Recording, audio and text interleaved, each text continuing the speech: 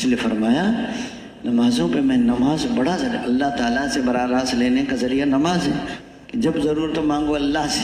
نماز جب بنے گی نماز میں صحیح یقین ہو، مسائل والے طریقے ہوں، اللہ کی عظمت کا دھیان ہو، فضائل کا استظہار ہو، نفس کا مجاہدہ ہو، اللہ کو راضی کرنے کی نیت ہو، بدن بھی پاک ہو، جگہ بھی پاک ہو، کپڑے بھی پاک ہوں، قبلہ رخ بھی ہو، رزق بھی پاک ہو، ساری چیزیں پھر بنے گی. آنکھوں کا صحیح استعمال. نماز کی نیت باندھ لی، سجدے کی جگہ دیکھو، رکوع میں پاؤں کے دونوں پاؤں کے درمیان دیکھو، سجدے میں ناک کی نوک پر، تشہد میں گود میں، آنکھوں کانوں کا صحیح استعمال.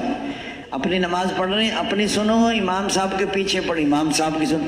ایک آدمی نہ اپنی سنتا ہے نہ امام صاحب کی، بازار کی آوازیں سنتا ہے. وہ ایک صاحب نماز پڑھ رہی تھی، بعد میں کہنے لگے بیوی سے کوئی شور کی سی آواز تھی.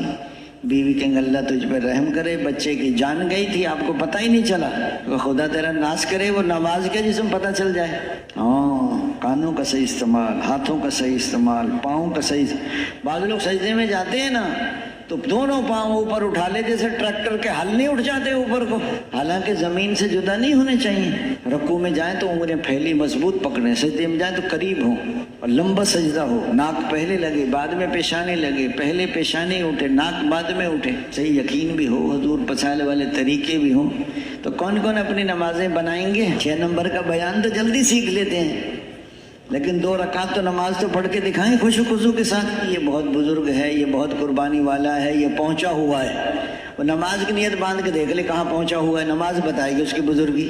نماز اس کی کسوٹی ہے آدمی کی بزرگی کی کہ کہاں پہنچا ہوا ہے. پہنچا ہوا ہے تو ضرور ہے کہیں نہ کہیں تو پہنچا ہی. علم کے معنی جاننا اور حال کے امر کو پہچاننا، تحقیق کا جذبہ پیدا ہو جائے. یا تو عالم بنو یا طالب علم بنو، یا علم کو توجہ سے سننے والے بنو، یا علم اور علم والوں سے محبت کرنے والے بنو. اور 5ویں قسم کے نہ بنو ورنہ ہلاک ہو جاؤ. 5ویں قسم کے علم اور علم والوں سے بغض رکھنا. علم بڑی دولت ہے، علم دلوں کی روشنی ہے اور آنکھوں کا نور ہے. اسی سے حلال حرام کی پہچان ہوتی ہے، اسی سے رشتے جوڑے جاتے ہیں. علم کے بغیر آدمی اللہ کو بھی نہیں پہچان سکتا.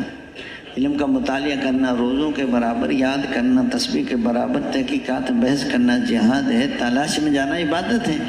ساری مخلوق دعائیں مغفرت کرتی ہے جو علم حاصل کرنے کے لیے نکلتا ہے. پہلے علم آتا ہے پھر عمل آتا ہے.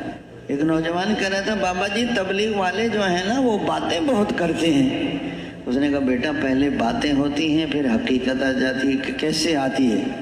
کہ آپ کے دنیا میں آنے سے پہلے آپ کے دادا جان اور آپ کے نانا جان نے تمہاری امی اور ابو کی شادی کے متعلق پہلے باتیں کی ہیں، پھر نکاح ہوا ہے، پھر رخصتی ہوئی ہے، پھر دنیا میں آئے آپ. وہ باتیں نہ کرتے تو آپ بھی باتیں نہ کر رہے ہوتے. یہاں کہتے ہیں باتیں کرتے ہیں. تو پہلے علم آتا ہے پھر عمل آتا ہے. ہاں جی، علم ہے عمل نہیں ہے تو ناکام ہو جائے گا. میں جانتا ہوں عمل نہیں کرتا، اور عمل ہے علم نہیں ہے یہ بھی ناکام ہے. عمل کرتا حضور کے طریقے پہ نہیں کرتا، عمل قبول نہیں ہوتا وہ. اور علم بھی عمل بھی یقین نہیں ہے تو چل نہیں سکتا. اخلاص نہیں ہے تو قبول نہیں ہوتا. قرآن کے ہر جملے پر یقین، اللہ تعالیٰ کے ہر فرمان پر یقین، حضور صلی اللہ علیہ وسلم کے ارشاد پر یقین.